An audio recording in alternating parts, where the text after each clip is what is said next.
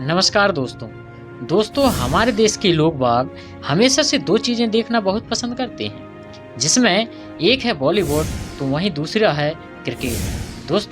Cricket तो हमारे देश के संपूर्ण युवा वर्ग देखना और खेलना पसंद करते हैं। वहीं दूसरी ओर हमारे देश का है बॉलीवुड, जिसमें अभिनय करने वाले लोगों को हमारे देश की जनता ने बहुत प्यार दिया। उनकी जो भी मूवी आती है उसको देखने के लिए सभी युवा वर्ग अपने जेब के पैसों को खर्च करने में पीछे नहीं होते। लेकिन आज एक ओर जहां क्रिकेट नए नए कीर्तिमान बना रहा है, वहीं दूसरी ओर बॉलीवुड धीरे धीरे गर्त में डूबता चला जा रहा है। एक ओर बॉयकॉट बॉलीवुड और दूसरी तरफ रीमेक्स, इन दोनों के कारण आज बॉलीवुड गिरता जा रहा है। बॉलीवुड यानी कि हिंदी सिनेमा। जी हाँ दोस्तों, आज इस वीडियो के माध्यम से हम आपको हिंदी सिनेमा के स्वर्णिम युग में ले जाने वाले हैं। जी हाँ दोस्तों, जब हमारे भारतीय सिनेमा को हिंदी सिनेमा ने एक अलग ही पहचान दिया था। साथ ही हिंदी सिनेमा का इतिहास भी काफी पुराना, दिलचस्प और सुनहरा है। परंतु दोस्तों, हम आज के भारत की बात नहीं कर रहे, बल्कि आज से लगभग 40 साल पुराने भारत की हम बात कर रहे हैं। अर्थात दोस्तों, यह बात 1980 के टाइमलाइन की है, जहां हमारा हिंदी सिनेमा अपने पीक पर था, जब कम बजट की मूवी उस दौर की सबसे बड़ी पहचान हुआ करती थी। उस समय भारत में सबसे कम बजट की मूवी बनाई जाती थी, और जो मूवी 1 करोड़ के आसपास कमा लेती थी तो वह सुपर हिट मूवी कहलाती थी, क्योंकि उस दौर की फिल्में आज की तरह खर्चीली नहीं हुआ करती थी। उस दौर में अभिनेता की फीस भी बहुत कम हुआ करती थी, और किसी फिल्म का बजट तो 2 से 5 लाख तक का होता था। आज आपको ले चलते हैं बॉलीवुड के उस गोल्डन एरा में, जहां हिंदी सिनेमा का संपूर्ण इतिहास जानेंगे। परंतु आप अगर हमारे वीडियो पर नए हैं तो वीडियो को लाइक व चैनल को सब्सक्राइब कर लीजिए, जिससे आगे आने वाली सभी वीडियो आपको समय पर मिल सकें। सबसे पहले हम हिंदी सिनेमा के इतिहास के बारे में बात करते हैं। जैसा कि आप जानते हैं कि 20वीं सदी के शुरुआत में हमारा भारत एक गुलाम देश था। उस समय हमारे भारत के पास फिल्म बनाने हेतु अच्छी क्वालिटी के कैमरे भी नहीं हुआ करते थे। इसकी सबसे बड़ी वजह थी कि हमारे भारतीय लोगों की फिल्मी दुनिया में रुचि का ना होना। इसके बाद 20वीं सदी के मध्य में जब पश्चिमी फिल्मों ने भारत में अपनी लोकप्रियता बढ़ाई, तब फिर यहाँ से भारतीय सिनेमा का वजूद अस्तित्व में आया। वैसे तो बॉलीवुड की शुरुआत राजा हरिश्चंद्र नामक फिल्म से सन 1913 में ही हो चुकी थी, लेकिन उस समय भारत में अंग्रेजों का आधिपत्य था, जिससे उस दौर में भारतीय मूवी की पहचान और प्रचार प्रसार उतने अच्छे से नहीं हो पाया था जैसे कि होना चाहिए था। आपको बता दें कि साल 1931 में दे दे खुदा के नाम पर बॉलीवुड इतिहास का पहला गाना आया था। दे खुदा के नाम पे प्यार, ताकत है घर देने की, दे कुछ चाहे अगर तो मांग ले मुझसे, हिम्मत है घर लेने की। और इसकी संपूर्ण जानकारी कि यह गीत किसने गाया, कब और कहां गाया, इस सभी की संपूर्ण जानकारी हम आपको अगले वीडियो में देंगे। इस वीडियो को और आगे बढ़ाते हुए जब 1947 में भारत आज़ाद हुआ, इसके बाद से ही हिंदी सिनेमा जगत में एक नए युग का जन्म हुआ। जब 1960 का दौर आया और बॉलीवुड ने भारत के आम आदमी की वास्तविक समस्याओं पर फिल्म बनाना शुरू किया, अब हमारे भारत देश में खास तौर पर उस दौर में जब भारत गरीबी के निचले स्तर से जूझ रहा था, तब हर एक आदमी उन फिल्मों में अपने आप को देख पा रहा था, जिसके बाद से शुरू होता है गोल्डन एरा ऑफ बॉलीवुड। सन 1960, 1970 और सन 1980 का दौर हिंदी सिनेमा का स्वर्णिम युग कहा जाता है, क्योंकि उस दौर के गुरुदत्त, दिलीप कुमार, राज कपूर, मीना कुमारी, मधुबाला, देवानंद, और वहीला रहमान जैसे उस दौर की यादगार कलाकारों का उदय हुआ था। वैसे बॉलीवुड म्यूजिक इंडस्ट्रीज के बिना अधूरा सा था और बॉलीवुड की सफलता का राज उस दौर के सदाबहार गाने ही रहे हैं। दोस्तों, बॉलीवुड ने भारतीय हिंदी सिनेमा को कई प्रतिभावान सिंगर और म्यूजिक कंपोजर भी दिए हैं। इसके बाद जब सन 1970 और 80 का दशक आया, तब से बॉलीवुड ने मूवीज को वर्तमान परिवेश से जोड़कर और मजेदार बनाना शुरू कर दिया था, क्योंकि उन्होंने अपने वर्तमान परिवेश को देखकर लाइनें चेंज कर दिए। और जब से ही धर्मेंद्र, राजेश खन्ना, संजीव कुमार, हेमा मालिनी जैसे बड़े बड़े कई कलाकारों ने दर्शकों की मन को अपनी ओर मोहित किया। दोस्तों, मनमोहन देसाई उस दौर के सबसे बड़े निर्देशक थे, जिन्हें उस दौर की मसाला फिल्मों के जनक भी माना जाता है। दोस्तों, मनमोहन देसाई ने कहा था कि मैं चाहता हूँ कि लोग अपने सभी दुखों को भूल जाएं, क्योंकि मैं उन्हें उनके सपनों की दुनिया में ले जाना चाहता हूँ, जहाँ कोई गरीब नहीं होगा, कोई भीख नहीं मांगेगा, जहाँ भगवान दयालु हैं और भगवान सच्चे और अच्छे लोगों की मदद कर रहा है। दोस्तों, रमेश सिप्पी के डायरेक्शन में बनी फिल्म शोले उस दौर की एक ब्लॉकबस्टर मूवी थी। इस मूवी ने अमिताभ बच्चन को रातों रात सुपरस्टार बना दिया था। 1981 में आई फिल्म उमराव जान में रेखा जी की एक सिंपल, साधारण और जबरदस्त अभिनय को दर्शकों ने खूब पसंद किया था। दोस्तों, ये तो थी 1980 के दशक की कुछ ब्लॉकबस्टर मूवीज, लेकिन इसके बाद ही साल 1980 में ही आई फिल्म कुर्बानी, जिसमें फिरोज खान और विनोद खन्ना इसके मुख्य अभिनेता थे। यह मूवी महज 1 करोड़ के बजट में बनी गई थी।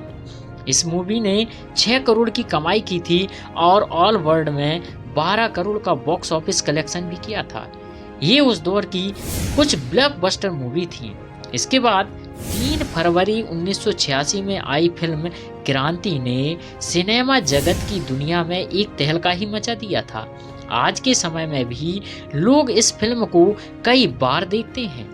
दोस्तों, साल 1986 में आई फिल्म में मनोज कुमार, दिलीप कुमार, शशि कपूर और हेमा मालिनी ने लीड रोल निभाए थे। वैसे तो इस फिल्म के सभी गाने फेमस हुए थे, परंतु सबसे ज्यादा फेमस गाना था जिंदगी की ना टूटे लड़ी, प्यार कर ले घड़ी दो घड़ी। इस गाने ने तो सभी रिकॉर्ड तोड़ दिए थे। दोस्तों, आज 40 साल बाद भी यह गाने लोगों की जुबान पर रहते हैं। वास्तव में क्या गाना था यह। इस फिल्म के डायरेक्टर मनोज कुमार थे। दोस्तों, क्या फिल्म डायरेक्ट की थी इन्होंने। इस फिल्म को बनाने में 3 करोड़ रुपए का खर्चा आया था और इस फिल्म ने उस समय भारत में 10 करोड़ रुपए कमाए थे और पूरी दुनिया में 20 करोड़ रुपए। दोस्तों, उस दौर में हिंदी सिनेमा में इस फिल्म ने क्रांति ही ला दी थी।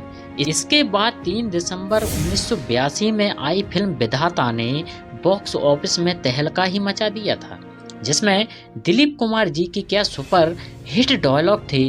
वहीं दोस्तों, इस फिल्म में दिलीप कुमार के साथ शम्मी कपूर, संजय दत्त और उस दौर के महान विलेन अमरीश पुरी का अभिनय ने फिल्म में 4 चांद लगा दिए थे।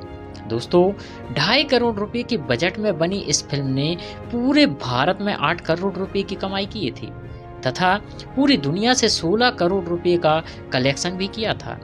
इसके आगे ही आई फिल्म अमिताभ बच्चन की ब्लॉकबस्टर मूवी कुली, जो 2 दिसंबर 1983 को यह मूवी रिलीज हुई थी।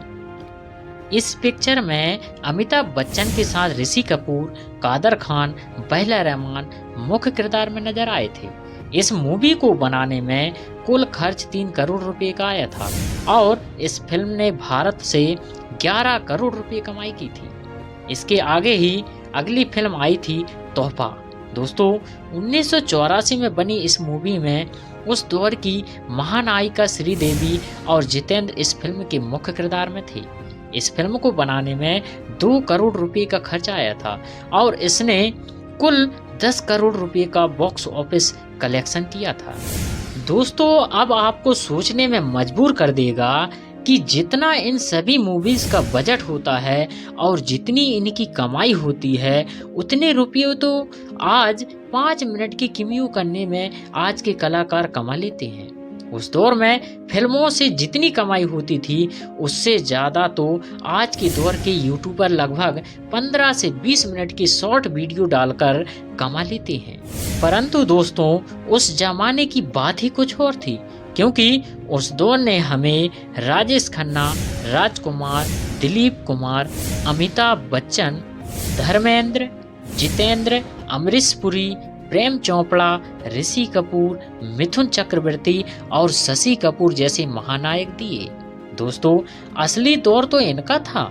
आज इनके जैसे कलाकार हिंदी सिनेमा को अब नहीं मिलेंगे, क्योंकि बरसों तक इन्होंने बॉलीवुड में राज किया है और लोगों का भी इनके साथ इमोशनल जुड़ाव हो गया था, क्योंकि वे आज की तरह दिखावे से कोसों दूर रहते थे।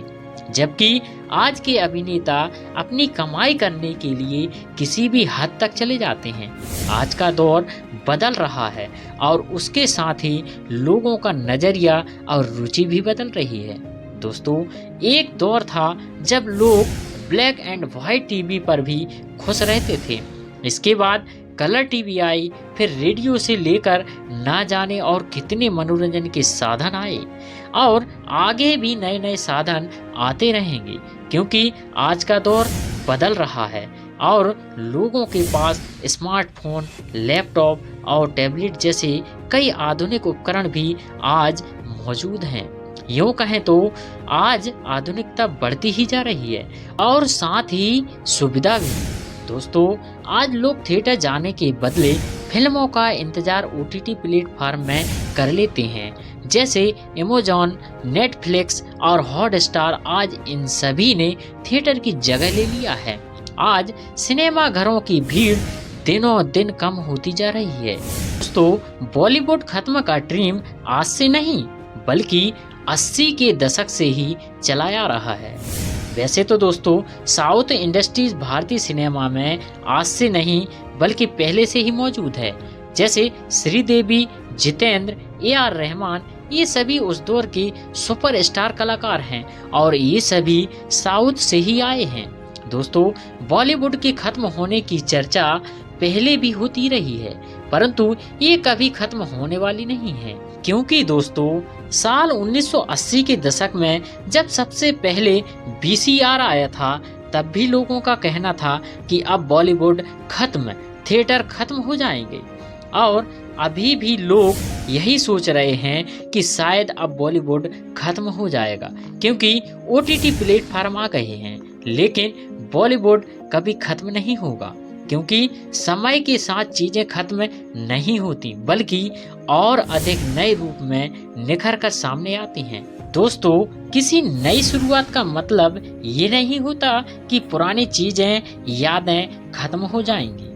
वे हमेशा रहती हैं, हाँ, उनका रूप और अंदाज जरूर बदल जाता है। दोस्तों, आज के लिए बस इतना ही। आपको हमारा ये वीडियो कैसा लगा हमें कमेंट कर जरूर बताएं। दोस्तों, ऐसे ही ज्ञानवर्धक वीडियोस देखने के लिए हमारे चैनल को सब्सक्राइब करें, लाइक करें और अपने सभी प्यारे प्यारे दोस्तों को ज़्यादा से ज़्यादा शेयर करें। दोस्तों, मिलते हैं एक और नए वीडियो में कुछ और नई ज्ञानवर्धक जानकारी के साथ। तो दोस्तों, वीडियो देखने के लिए आप सभी का बहुत बहुत धन्यवाद। इसी के साथ जय हिंद,